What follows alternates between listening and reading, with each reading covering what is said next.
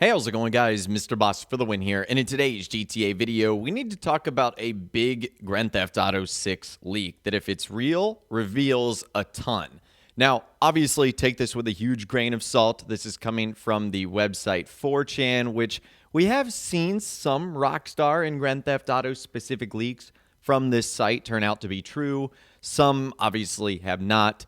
So you just have to be cautiously optimistic. That would be my recommendation here. So let's go ahead and dive into it. This is what this anonymous individual has to say. This thing is why 6 is taking so long. I'll explain what I know. Number one, GTA 6 was about 70% complete by 2022, but got a soft reboot due to RDR2 mission design criticisms. Dan's departure had no impact since the script was already done.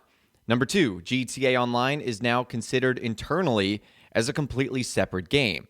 Many thought it was, but that was just marketing talk. Number three, Cayo Perico was done as a scope to see what was possible and what not. Number four, due to the positive results, they decided to keep building on the current GTA Online and not scrap it once 6 comes out. This decision was also influenced by Red Dead Online's failure, despite being a more technologically advanced game. And number five, they bought Ruffian Games to help rebuild the ancient code GTA Online is built on. This is one of the main reasons E&E took so long, but it turns out it's the same old game. Source didn't want to clarify. Number six, GTA Plus is being quite the success, with around 55% of the player base being subscribed, with no real incentives yet. They also noted the career builder is helping greatly with low-level player retention. It's going to be exciting and weird to see how this turns out. The choice to keep developing the current GTA Online instead of making a new iteration is too risk-adverse and lame to me, but I guess many long-term players will be happy about it.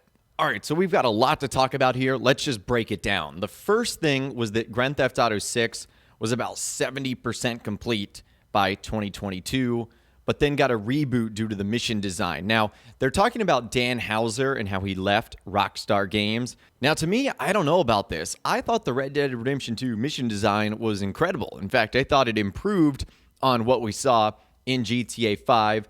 And that's also interesting that the game was 70% complete by 2020.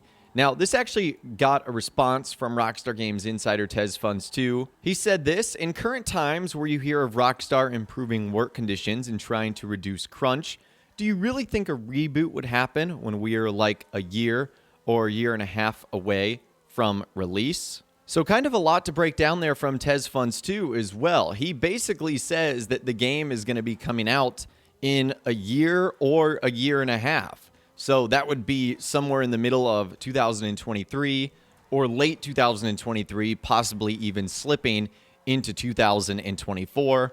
But he basically doesn't believe this either, that the game, which 70% done in 2020, is just going to be completely rebooted. That also doesn't seem like a good reason, just because, again, I think the Red Dead Redemption 2 mission design was awesome and definitely an improvement on GTA 5. That's the first thing, though. The second is Grand Theft Auto Online is now considered a completely separate game. This makes sense considering Rockstar never really updated the single player of GTA 5, and since then we've had dozens and dozens of updates for Grand Theft Auto Online.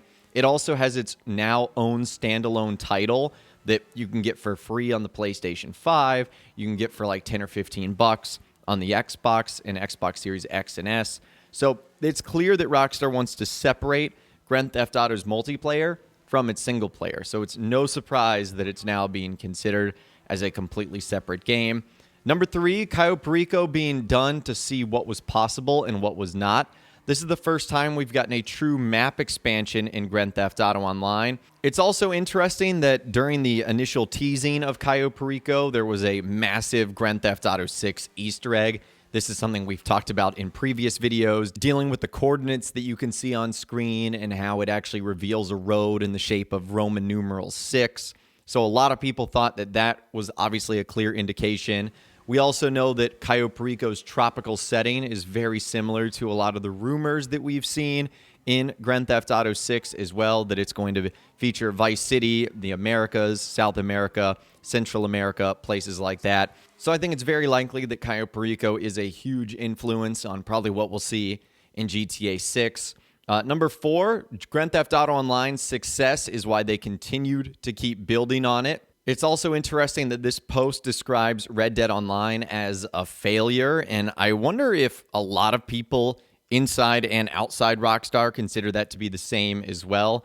I mean, that game basically hasn't gotten a huge update in over a year, at least approaching close to a year right now. So maybe I guess you could consider that one dead, again, despite being a more technologically advanced game. The 5th point, remember when Rockstar ended up acquiring Ruffian Games? Apparently this was to help rebuild the ancient code that GTA Online is built on, which might have been used for expanded and enhanced or the PS5 and Xbox Series X and S versions of the game, but also might be for future GTA multiplayers. So whether it's going to be called Grand Theft Auto Online 2 or just GTA 6 multiplayer, whatever the case might be, it looks like that was the reason why they acquired Ruffian Games, but the source did not clarify.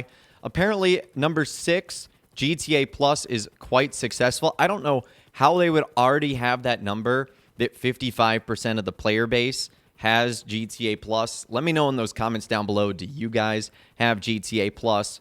But they also noticed that aspects of it were helping new players and veteran players as well. And he basically thinks that it could be a weird, exciting, and interesting game.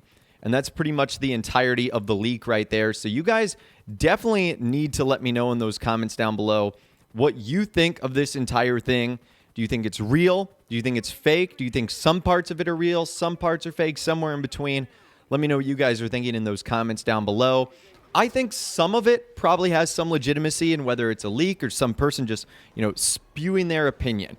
I do think that Cayo Perico was done to see kind of as a test in what was possible. I do think that GTA Online is considered a completely separate game.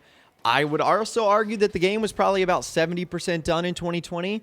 I don't know if it completely got a reboot or not. That seems a little bit strange. And I also agree with a lot of the other aspects that GTA Online's success is very interesting. GTA Plus apparently is quite successful all the way around. But anyways, let me know what you guys think about this entire leak or post in those comments down below. I would love to hear from you guys down there. If you guys did go on to enjoy this video, though, a like rating would, of course, be awesome. And be sure to subscribe to my YouTube channel if you are new.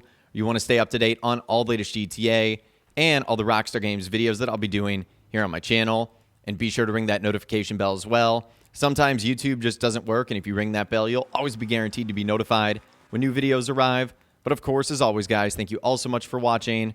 Take care, and I'll see you guys in the next video.